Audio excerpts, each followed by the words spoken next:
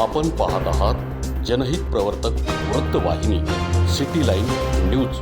पाहत रहा.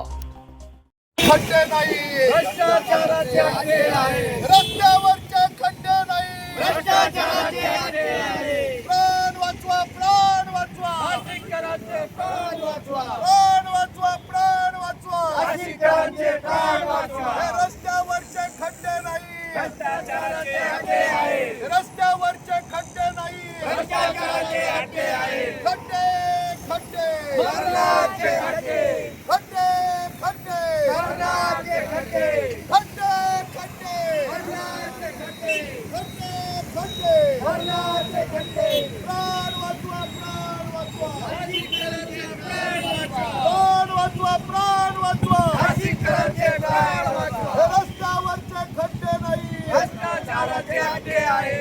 गिरीश भाऊ, तुम्ही नवीन पालकमंत्री पद स्वीकारलेलं आहे, पण तुम्ही 8 दिवस मागितले ते खड्डे बुजवायला, पण खड्डे काही बुजत नाही.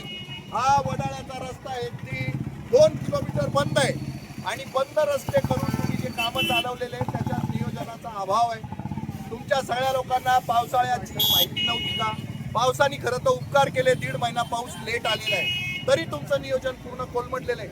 आमची विनंती आहे, बघा, घरातला पसारा आवरत नसेल ना तर आपण बहिणीला, भावाला, वहिनीला, सालीला, मेवणीला बोलून घेतो आणि मग घर आवरून घेतो, कारण घरातले जे मॅन पॉवर आहे ते कमी पडते.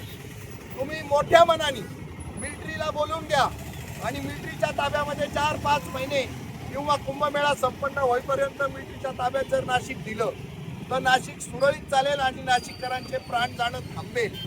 या तुमच्या सगळ्या नियोजनामध्ये आम्ही 56% कारभार ऐकतोय. 56% वाटावे लागतात हे आम्ही नाही म्हणत. तुम्ही ज्यांना कंत्राट देता ते कंत्राटदार आता अधिवेशनं घेऊन माईकवरनं सांगताय आणि 56% कोणाला कसे द्यावे लागतात तेही व्यवस्थित सांगतायत. तर तुमचा 56%चा कारभार आहे, 56,000 कोटीचा व्यवहार आहे, याच्यामध्ये नाशिककर मरतोय. तर नाशिककराचं मरण व्हायला नको म्हणून मिलिटरीच्या ताब्यात नाशिकला द्या. 56%ही जाणार नाही आणि 56,000 कोटीमध्ये वॉशिंग्टनपेक्षा, न्यूयॉर्कपेक्षा, टोकियोपेक्षा सगळ्यात मोठं, चांगलं, सुंदर, सगळ्या सुख समृद्धीने नटलेलं असं शहर जन्माला येईल आणि जगभरातलं लोक इथं पर्यटनाला येतील. 56,000 कोटी रक्कम इथं कोणीच माहिती लाल नाही जो लिहू शकतो. 56,000 कोटी लिहू शकता का? किती शून्य लावावे लागतं माहिती का? मला सुद्धा माहिती नाही. गिरीश भाऊ, तुम्हालाही नाही ते शून्य लिहिता येणार, कुणालाच नाही लिहिता येणार पटकन. एका अटेम्प्ट मध्ये 56,000 कोटी फार जी लोक त्या आकडेवारीमध्ये लिहिलेले असतात तेच लिहू शकतील, अन्यथा तेही लिहू शकणार नाही. एवढा पैसा खाल्ला जाणार आहे याची खात्री नाशिककरांसहित अख्ख्या भारताला आहे. हा प्रॉब्लेम आहे त्याच्यातला. 7,000 कोटीमध्ये योगी आदित्यनाथांनी तिकडे त्या प्रयागराजला कुंभमेळा संपन्न केला, त्याची पण सगळीकडे खूप चांगली प्रसिद्धी झाली. मग आपल्याला 56,000 कोटी कशाला हवे हा आमचा प्रश्न आहे. बरं, घेतले तर घेतले, घेणार आहात तरी या खड्ड्यांच्या साम्राज्यामध्ये नाशिककरांना जगावं लागतंय. 9 नाशिककरांनी प्राण गमावलेले, शेकडो लोकांचे हात मोडले, पाय मोडले, कोणी कोमात गेलं, अशी परिस्थिती आहे. या सगळ्याची चौकशी होऊन जाऊन द्या.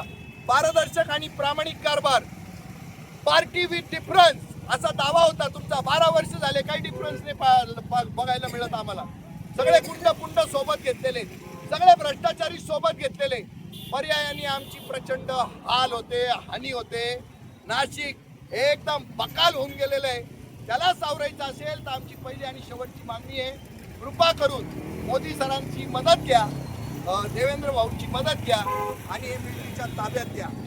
अन्यथा याच्यात नाशिककरांची सुटका होणार नाही. आम्ही मात्र मृतांचे आकडे मोजतच राहू. पहिल्यांदी 3 होते, 4 झाले, 5 झाले, 6 झाले, 7 झाले, 8 झाले, काल 9वा झाला. जर अशी आम्ही नुसती संख्याच मोजत राहिलो तर हे सरकार आमच्या जगण्यासाठी आहे का आमच्या मरण्यासाठी निवडून दिलं हा आम्हाला प्रश्न पडेल. जगवीर भाई,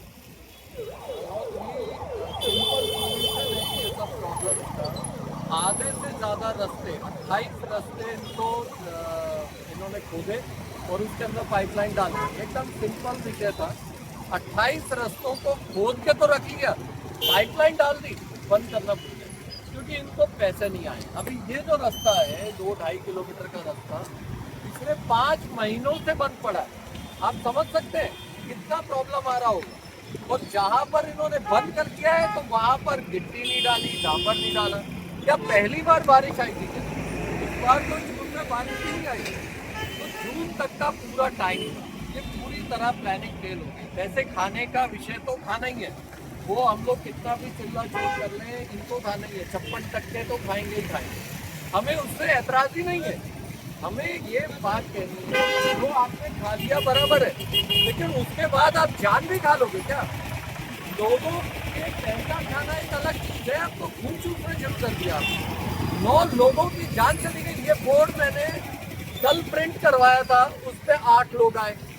ये हमने परसों प्रिंट करवाया था, उसमें 5 आए। रोज गिनती बढ़ रही है सर। इस बार सीएम सर से छोटा सा निवेदन है, कोई चीज खराब हो गई हो, जैसे भावेश सर ने कहा है, तो अपन परिवार वालों को ही बुलाते हैं। तो हम भी यही निवेदन कर रहे हैं कि सेना को बुलाया जाए, क्योंकि जब भी डिजास्टर मैनेजमेंट की बात आती है तो सिविल एडमिनिस्ट्रेशन ये नहीं कर पाता। ये हमेशा से सिद्ध होता है। जब लैंडस्लाइड होते हैं, जब भूकंप आता है, जब बाढ़ आती है, तो कौन आता है हमारी मदद के लिए? सेना आती है। तो और ये आईएएस का क्या प्रॉब्लम है? आईएएस नहीं कर पा रहे हैं, ये प्लानिंग फेल हो गई पूरी तरह। खाना पीना बराबर था, लेकिन एक बेसिक सा था कि आप खोदो और जून में सब बंद कर दो और उसके बाद 3 महीने तक काम दूसरा करो, और 3 महीने के बाद जब बारिश खत्म हो जाए फिर खोद लो। उसमें क्या प्रॉब्लम थी? ये कितना आसान चीज थी। लेकिन मनीषा खत्री और अमित रंजन और शेखर सिंह पूरी तरह फेल हो गए। ये 3 आईएएस की वजह से ये 9 लोगों की जान गई, और उसकी वजह से कितना ज़्यादा नुकसान हो रहा है। आप गाड़ियों के शोरूम में जाके देखिए, उनके जो सर्विस सेंटर में कितना नुकसान लोग बढ़ रहे हैं। कभी शॉकअप खराब हो रहे हैं, केसेस खराब हो रहे हैं, बुरा हाल है। लोगों के जो कहीं पैर कट रहे हैं, कहीं हड्डियां टूट रही हैं, ये अलग ही चल रहा है। ये मरने वालों की बात हो रही है 9 की, तो सिर्फ 3 इनकॉम्पिटेंट आईएएस ऑफिसर्स की वजह से ये हो रहा है। इनएफिशिएंट नेताओं को तो खाना पीना है ही है। ये 3 ऑफिसर्स को तुरंत यहाँ से भेजा जाए, कोई अच्छे जिले में उनको भेज दिया जाए, गढ़चिरौली वगैरह, वहाँ का विकास करें वो फिलहाल जाके, वहाँ जितनी सड़कें खोदनी है खोदें। लेकिन अभी के लिए तो एटलीस्ट हमें माफ करें और सेना को सुपुर्द करें। धन्यवाद। लोकांसाठी, लोकक्रांतीसाठी जनहित प्रवर्तक बनलेले निर्भीड, निपक्षपाती web portal, YouTube channel city line news like करा, कमेंट करा, सबस्क्राईब करा, बेल आयकॉनवर दाबून शेअर करायला विसरू नका.